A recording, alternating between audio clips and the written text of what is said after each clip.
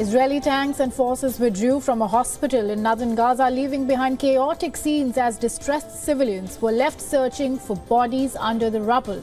Now, earlier this week, a ministry spokesman in Gaza said Israeli troops had raided the Kamal Adwan hospital and rounded up men and boys. Now, the forces called on all those aged 16 to 65 to surrender. According to reports, there were around 3,000 internally displaced people who were in the hospital at that time. And in a statement by the World Health Organization, only 11 out of 30 hospitals in Gaza remain partially functional.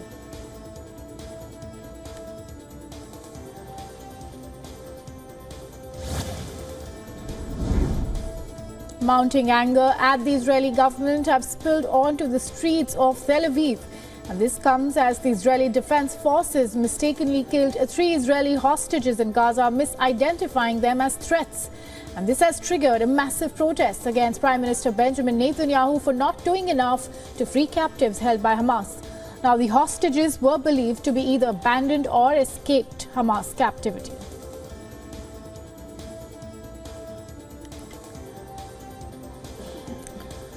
All the hostages have been identified as males and were in their mid and late 20s. The Israeli Defense Forces have revealed that the hostages emerged shirtless and were holding a white flag to signify surrender. They held signs bearing images of hostages' faces and messages such as "Get them out of hell."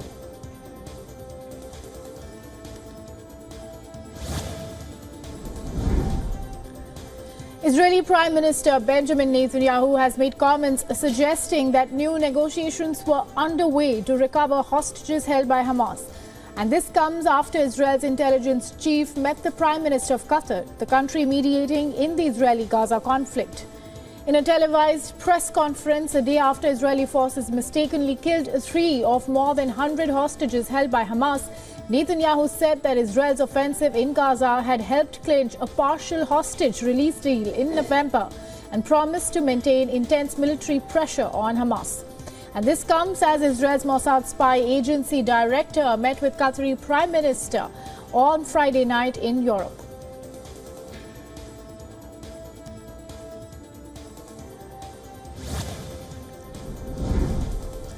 Mounting anger at the Israeli government has spilled onto the streets of Tel Aviv as hostages who were released from captivity after being abducted by Hamas joined a massive protest in the capital city, demanding a new SWAT deal to free those who remain captive. And this comes as the Israeli Defense Forces mistakenly killed 3 Israeli hostages in Gaza, misidentifying them as threats. And this has triggered massive protests against Prime Minister Benjamin Netanyahu for not doing enough to free captives held by Hamas. All the hostages have been identified as males and were in their mid and late 20s.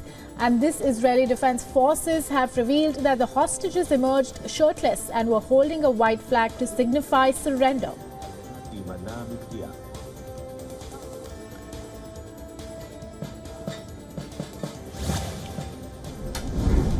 UK Foreign Minister David Cameron and German counterpart have said that there is an urgent need for a sustainable ceasefire in Gaza. In a joint article, the 2 ministers expressed that too many civilians have been killed in the conflict and that the world must do what it takes to call for a ceasefire. And this comes as a shift of tone as the United Nations General Assembly on Tuesday night overwhelmingly demanded a ceasefire in Gaza, but the UK abstained. Israel is coming under increasing pressure from its allies over its war in Gaza, with key backer, the United States, criticizing its indiscriminate bombing.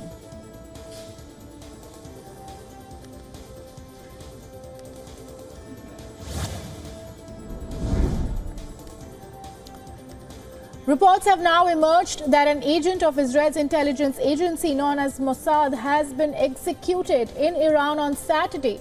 The agent was accused of working with foreign intelligence services and was charged with releasing of classified information. According to Iran state news agency, the execution took place in Zaidan. It is not clear when the accused was arrested, but according to reports, an appeal had been rejected, and the reported execution comes amid the armed conflict in Gaza between Israel and Hamas. Iran and Israel have accused each other of spying and engaging in covert activities for years.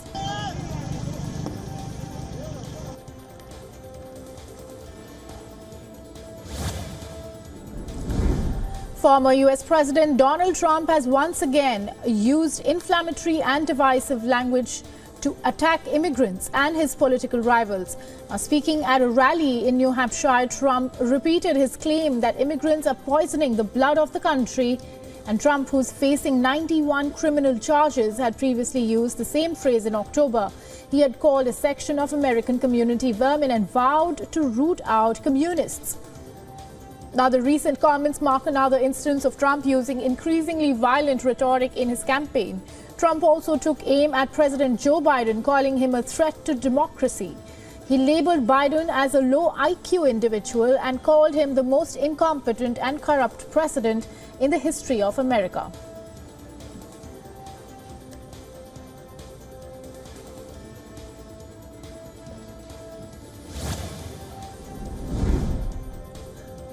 Turkey, Romania and Bulgaria plan a joint force to clear mines drifting into the areas of the Black Sea as part of the fallout from Russia's invasion of Ukraine.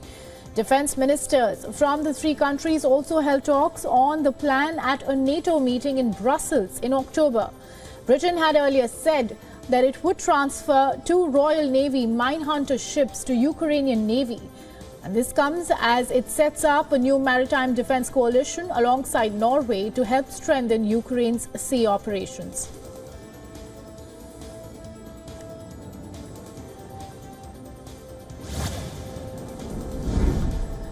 Serbians began casting their votes in a snap parliamentary election.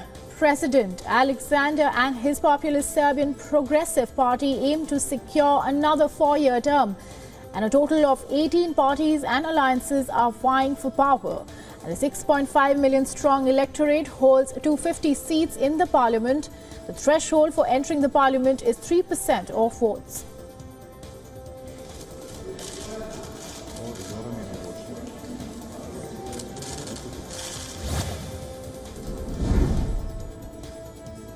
Australian Trade Minister has said that they are confident that China will drop tariffs on Australian wine next year. And the curbs were introduced in 2021 in response to Canberra's calls for an international probe on the origins of COVID-19 virus. And this year in October, the two countries said that they are willing to settle a WTO dispute over wine and anti-dumping tariffs.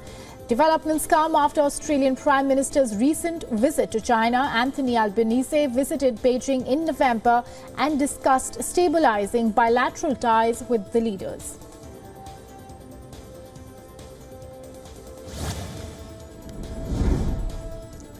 Chileans vote in a second referendum aimed at reforming the old dictatorship-era constitution. Lawmakers have brought forward a conservative draft after the voters rejected the first and rather progressive draft in 2022. It included pro-environment policies and wider range of social rights. The president had earlier said that this is his last attempt to reform laws that focus on stability and long-term development. Opinion polls held ahead of the vote have hinted at another rejection, but some experts say that the results might show greater acceptance.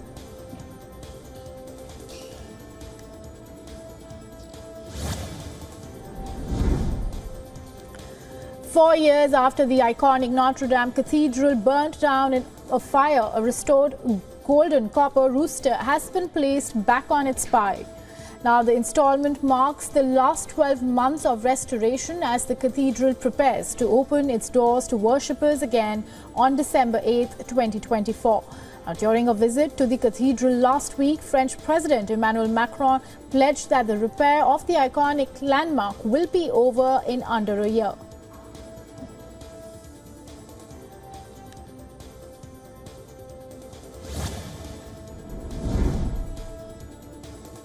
The Catholic Church's most senior official to ever stand a criminal trial, Angelo Becciu, has been convicted of embezzlement and fraud.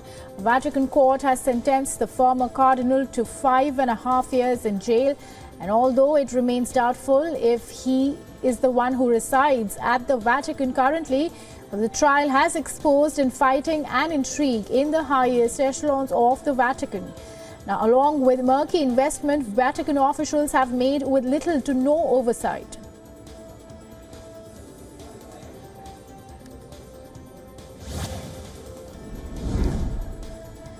Jailed pro-democracy media tycoon Jimmy Lai will go on trial in Hong Kong on Monday for national security crimes. Now, Lai is facing life in prison in a case that has sparked international condemnation.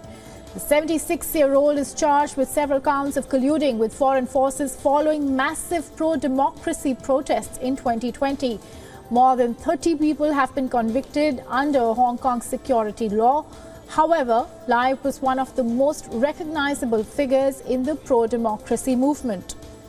Now, the most serious charges against Lai revolve around Apple Daily, which he founded in 1995 and was once Hong Kong's most popular Chinese language tabloid.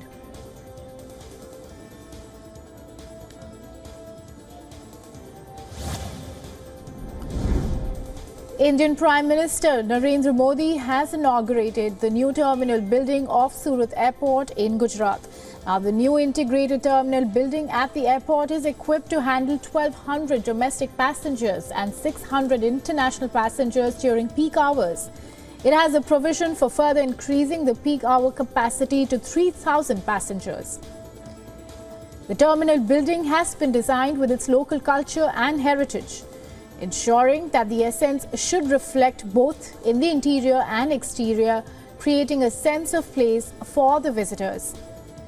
Prime Minister Modi unveiled the plaque at the new terminal building and learned about its facilities.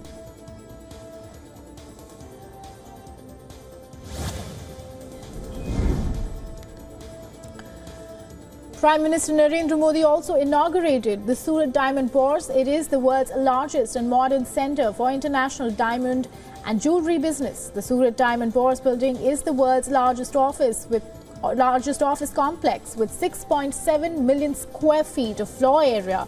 The mega structure, built on a plot of 35.54 acres inside the Dream City, has 9 towers of 15 floors with office spaces ranging from 300 square feet to 100,000 square feet.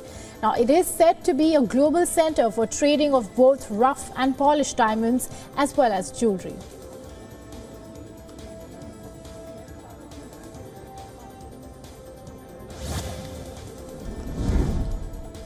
A heavy storm hit Florida, causing rainfall and gusty wind around the coastal area. A footage emerging from Hollywood showed choppy waves, palm trees shaking in the wind, and flooded parking lots. 17 million people in Orlando and Tampa are under threat of severe weather.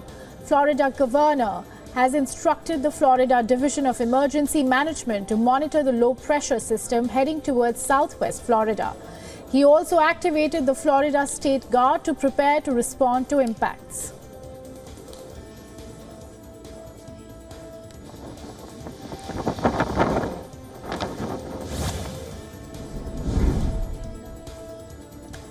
Devotees in Havana took long and arduous journeys to offer the pain of their pilgrimage at the holy site of Saint Lazarus.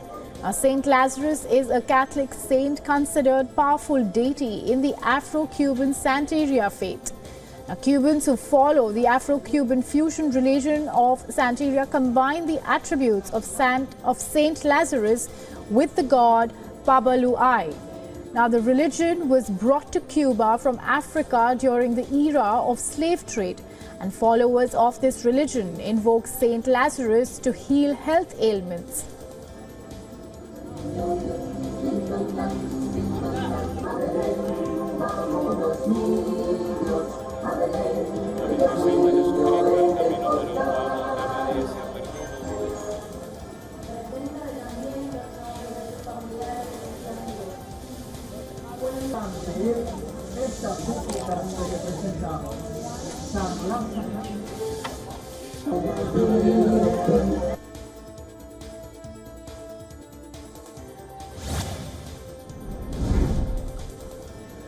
Melbourne's new Holocaust Museum has finally opened its doors to the public. The 5-story high museum is expected to host 1,300 visitors with close to 12,000 exhibits from the Shoah. Now, visitors are expected to see pre-war artifacts reflecting Jewish life prior the Nazi regime's atrocities.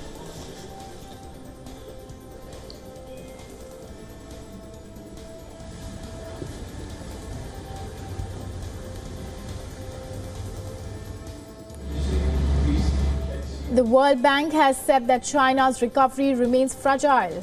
The economy will continue to slow next year, and that's despite more investments into factories and boosting their service sector demand. Now, China's growth will fall from 5.2% this year to 4.5% next year. And the reasons for that are not hard to find: a weak property sector, falling exports, high debt levels, and wavering consumer confidence. Now, if 2024 is expected to be bad, 2025 could be worse for China. Growth is likely to slip to just 4.3% in 2025. And stringent COVID-era curbs hit the manufacturing sector, the lifeline of China's economy.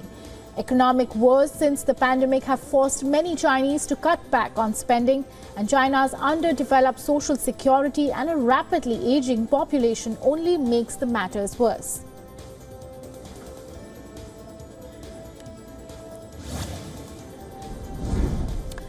In a recent all-hands meeting, Google and Alphabet CEO Sundar Pichai faced tough questions as he addressed the company's massive 2022 layoffs. Defending the decision to cut 6% of Alphabet's workforce, Pichai acknowledged the impact on morale while emphasizing the necessity of adapting to economic shifts for future growth.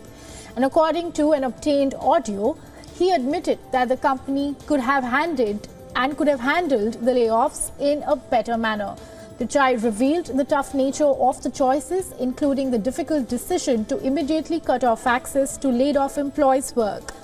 Now, reflecting on the unprecedented move, Pichai noted that it was a crucial step to avoid a major overhang for the company in the face of significant global shifts.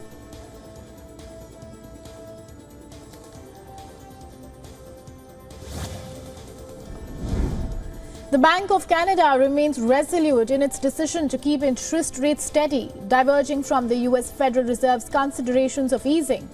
The governor underscores caution, emphasizing the nation's economic stability. Following consecutive quarter-point hikes in June and July, the central bank has held this stance in its three policy-setting meetings since.